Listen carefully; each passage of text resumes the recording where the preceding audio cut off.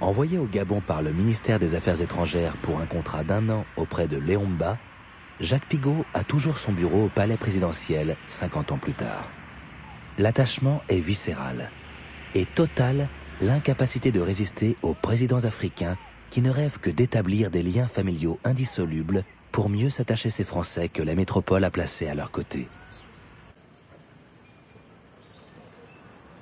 Mais pour la population gabonaise, la décolonisation est un mythe et le président une potiche au service de l'ancienne métropole.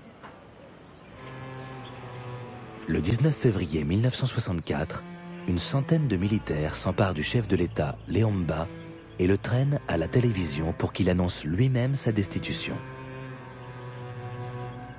Ayant envahi puis mis à sac le palais présidentiel dans la nuit de lundi à mardi, des éléments de l'armée gabonaise s'emparaient de la personne du président Léon Mba, qui était contraint de démissionner mardi matin.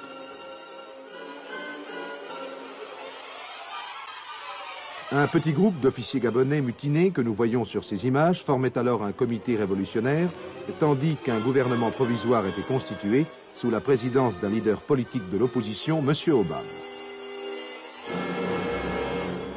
Des coups d'État, l'Afrique va en connaître des dizaines durant ces 50 années post-coloniales. La France va les combattre, les provoquer ou les tolérer selon la personnalité des dirigeants en cause et leur degré de docilité aux intérêts français. Au Gabon, Paris décide d'intervenir immédiatement. Jacques Foccart m'a dit, il y a un avion qui vous attend à Villacoublay et vous partez à 5 heures. Mission, vous remettez M. Léon Mba sur son fauteuil s'il est toujours vivant. Mémoire de Jacques Foccart. Vers 7 heures du matin, j'ai rendu compte au général qui a donné son accord pour l'intervention.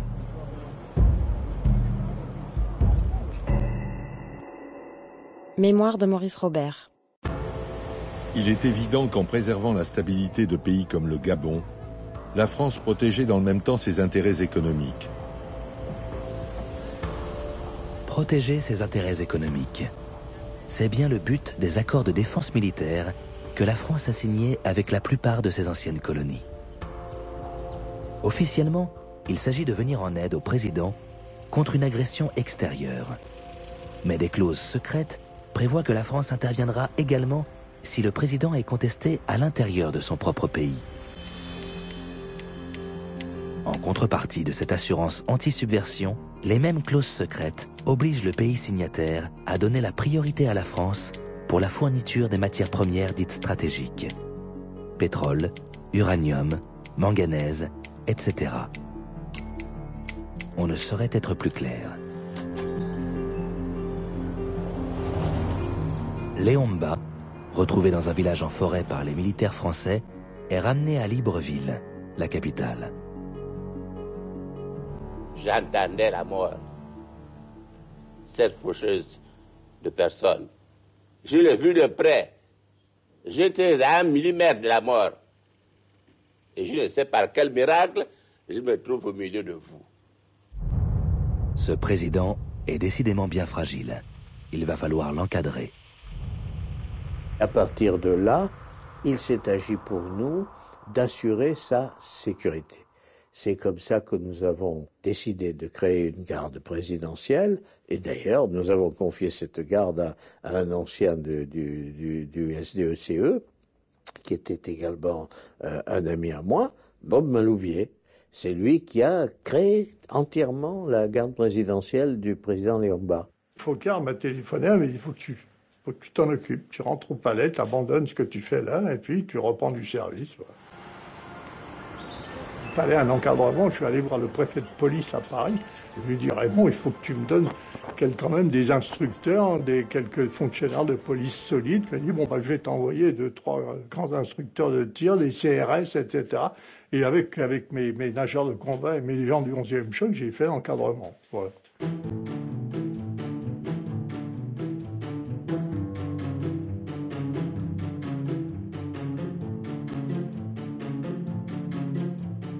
C'est pas évident de prendre des gens qui viennent de leur cambrousse et de leur expliquer comment on doit organiser, protéger un président, voire un voyage officiel. Tu montes la garde debout, mais tu t'assois pas, tu manges pas, tu bois pas, tu vas pas boire un coup, tu vas pas aux choses quand tu es de garde, etc. Et tu rencontres, c'est prendre des gens sortant de la brousse à zéro et puis essayer d'en faire des simili-paramilitaires, si vous voulez. Donc ça se fait lentement. Mais protéger le président d'un éventuel nouveau coup d'État ne suffit pas. Jacques Foccart décide de le contrôler au plus près par un de ses hommes de confiance. Monsieur Foccart me convoque dans son bureau et me dit « Maurice, vous partez au Gabon, comme ambassadeur. » Monsieur Foccart avait donc le pouvoir de nommer les ambassadeurs. Le pouvoir de désigner les gens qui devaient être nommés ambassadeurs. Entre le nouvel ambassadeur et son patron occulte, Jacques Foccart, la ligne est directe. La cellule Afrique de l'Élysée est un État dans l'État qui court-circuite les instances étatiques traditionnelles. Bien des fois, moi je rendais compte à M. Foccart de certaines choses. Je ne rendais pas compte au ministère des Affaires étrangères parce que j'étais sûr qu'aux Affaires étrangères, je tomberais sur un type qui n'y comprendrait rien. Mais dès cette époque, la fragilité psychologique et la maladie du président Léomba inquiètent. Et Jacques Foccart décide la mise en orbite d'un petit jeune prometteur, Albert Bernard Bongo, qui est déjà le directeur de cabinet du président. Quand on a vu avec M. Foccart que la santé du président Léomba faiblissait tout doucement, et M. Foccart a eu une bonne idée. Il a dit voilà, on va demander au président Léomba de réformer la Constitution et de faire élire un vice-président de la République qui, comme aux États-Unis, succède d'office au président de la République. On a fait une mise en scène à l'ambassade du Gabon à Paris, en faisant venir un certain nombre de Gabonais qui ont approuvé le changement de constitution. Voulez-vous lever la main droite et dire « Je le jure ». Je le jure. Et à partir de ce moment-là, il y a eu un vice-président de la République qui était Bongo. Étant donné ce que fait et ce qu'a déjà fait mon ami Albert Bongo, je me présente avec monsieur Albert Bongo à la présidence de la République, lui étant vice-président de la République. Et quand Léomba est mort, Bongo est devenu président de la République, sans élection. Ce qui a permis d'éviter quand même une succession qui aurait été difficile et qui aurait été certainement périlleuse. À l'époque, ça vous paraissait complètement normal que la France prépare d'assez près les successions, choisisse un peu les candidats d'une certaine façon. C'était comme ça que ça se passait à l'époque, vous savez, tout le monde trouvait ça tout à fait normal, puisque ça préservait la sécurité, ça préservait la paix.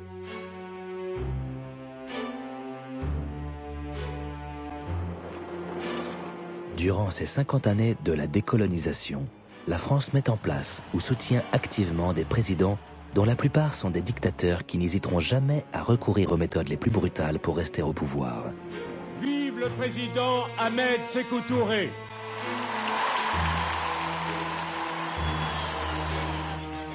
Des complices sans état d'âme du pillage de leur pays par les compagnies étrangères. Comme le fut le président Bongo au Gabon. Nous l'avons aidé, soutenu pour qu'il puisse arriver à s'imposer rapidement. Mais enfin, c'est un homme intelligent, un homme rusé, un homme travailleur. Il a eu besoin surtout d'un soutien moral.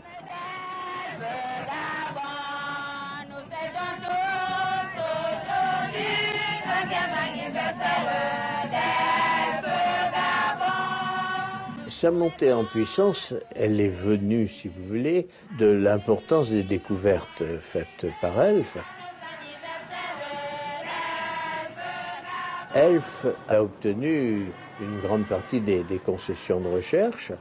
Donc, on peut estimer que, très rapidement, Elf a procuré, avec les redevances pétrolières, si vous voulez, qu'elle versait, 70% du budget gabonais.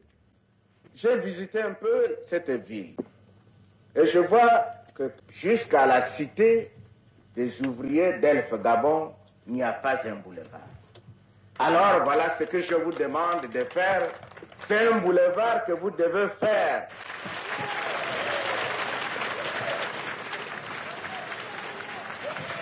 Cette route, elle sera éternelle. Nous pourrons la baptiser boulevard d'Elf Gabon.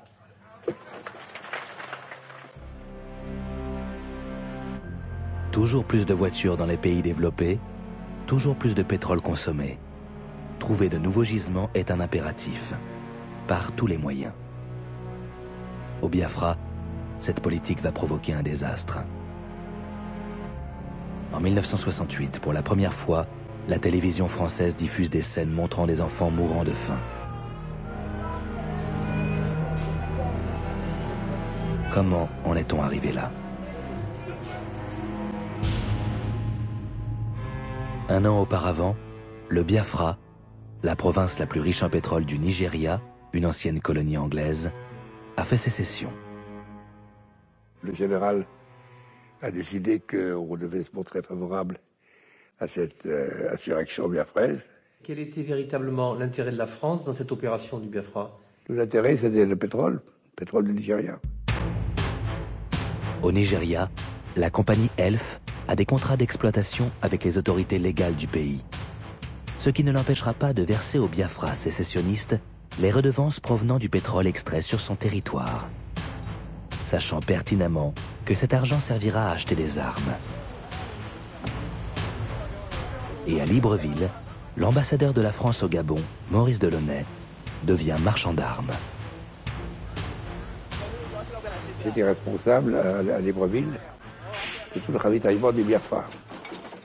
Il y avait des bateaux qui arrivaient à Libreville, qui déchargeaient des armes de toute origine. Il y avait des armes chinoises, il y avait des armes françaises, il y avait des armes sud-africaines, enfin, un peu de tout. Libreville était le point le plus proche du Biafra. Donc tout était stocké à Libreville. Tous les soirs, on chargeait un avion qui partait vers le Biafra. Tout Gabonais a deux patries, le Gabon et puis la France. Monsieur le Président de la République, lorsque vous viendrez à Libreville, vous vous y sentirez chez vous. Comme moi, je me sens ici, chez moi.